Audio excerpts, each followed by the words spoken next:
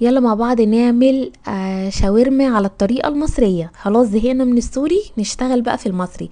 جبت البانيه تبلته في كيس خلطة شاورما الجاهزة وكوباية زبادي، سبتهم ساعتين. بعدين حطيت طاسة على النار فيها زيت سخن جدا. ابتديت ادي للفراخ صدمة وخدت معايا اللون اللي انتوا شفتوه ده. بعد كده هطلع البانيه وهبتدي انزل بداله فلفل الوان احمر واصفر وكمان بصل جوليان. اول ما هيبتدي ياخد طعم الفراخ اللي احنا شويناها هبتدي اسيبه على جنب وهقطع الفراخ زي ما انتوا شايفين كده بطريقه عشوائيه. تقدري تقطعيه بسكينه او بايدك، مفيش اي مشكله.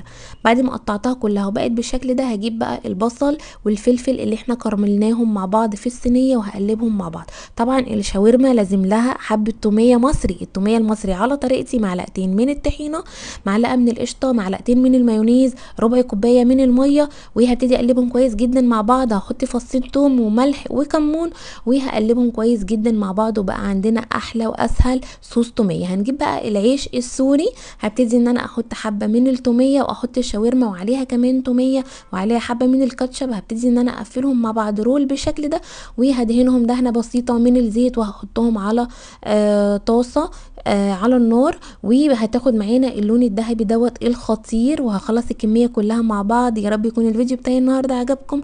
حطولي لايك وتابعوني عشان يوصل لكم كل جديد.